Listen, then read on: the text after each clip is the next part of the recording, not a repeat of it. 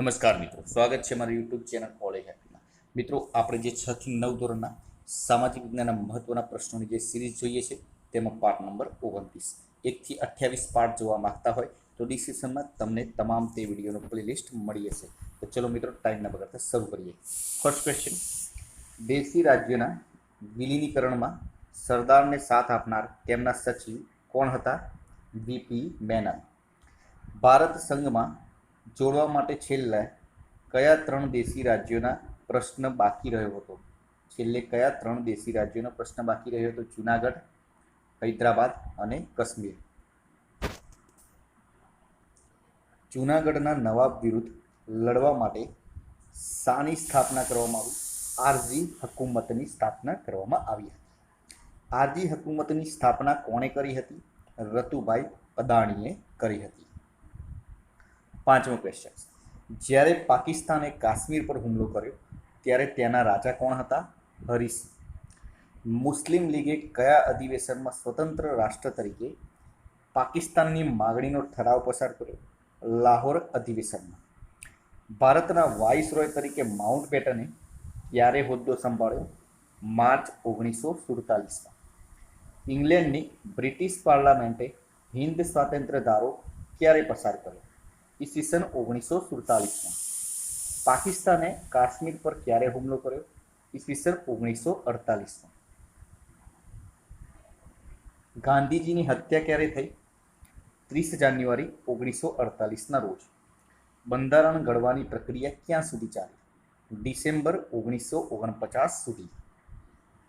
December 1949 સુધી. બંધારણ ઘડવા માટે બંધારણ સભાના કેટલા સત્ર યોજાયા? ટોટલ 11 સત્રો યોજાયા હતા. બંધારણ ઘડવા માટે બંધારણ સભાની કેટલા દિવસ બેઠકો થઈ? 166 દિવસ બેઠકો થઈ. બંધારણ ઘડવાની પ્રક્રિયામાં લગભગ કેટલા ભારતીયોએ ભાગ લીધો? લગભગ 300 ભારતીયોએ ભાગ લીધો.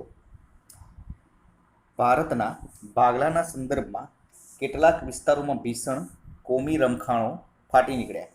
તેને રોકવા ગાંધીજીએ શું કર્યું? ઉપવાસ કર્યા.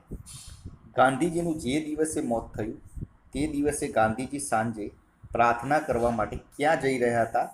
બિરલા હાઉસમાં જઈ રહ્યા હતા. દોસ્તો, સાથીઓ, આપણા જીવનની રોશની બુઝાઈ ગઈ અને હવે ચારે તરફ અંધકાર છે.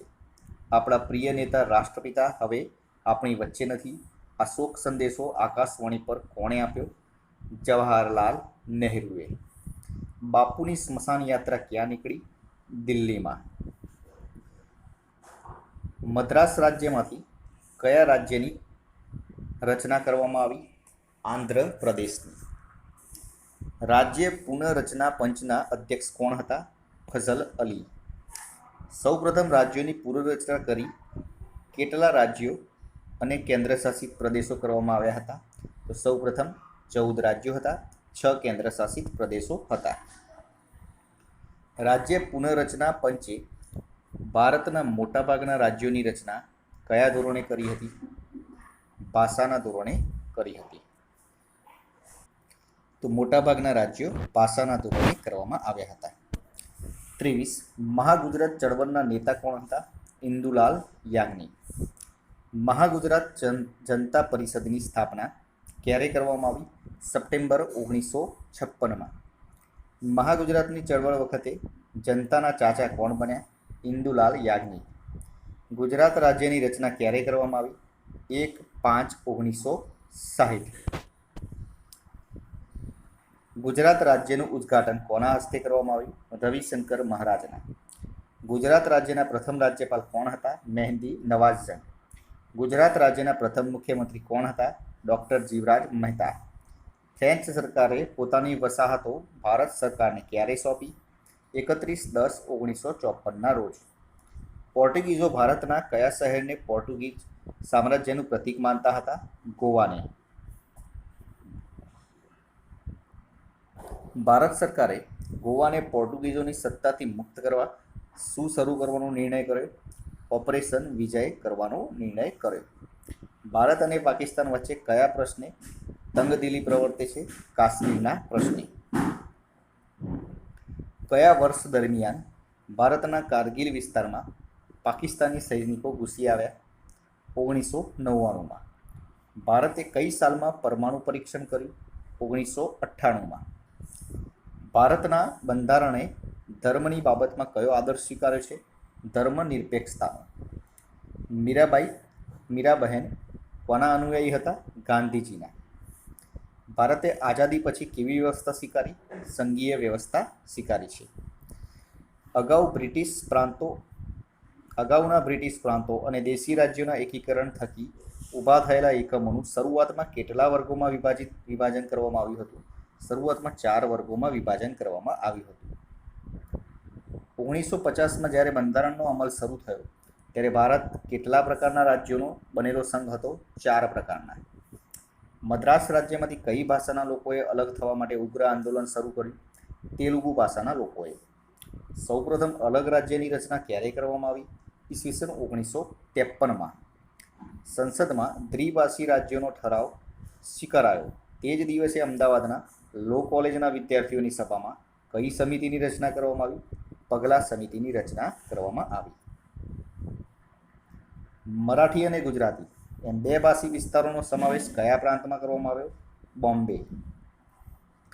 સૌપ્રથમ રાજ્યોની પુનઃરચના કરવામાં આવી ત્યારે કયા 2 રાજ્યોની રચના ભાષાના આધારે ન થઈ હતી? બોમ્બે અને પંજાબ. ઈસવીસન 2010માં ગુજરાતને 50 વર્ષ પૂર્ણ થતાં આ વર્ષને શાના તરીકે ઉજવવામાં આવ્યું? સ્વર્ણિમ ગુજરાત તરીકે ઉજવવામાં આવ્યું.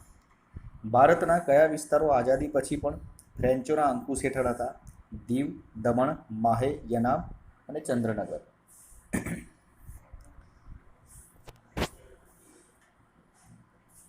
ઈસવીસન 1948માં પાંડુચેરીમાં એક વિરાટ સભામાં લોકોએ ફ્રેન્ચોને શાનું એલાન આપ્યું?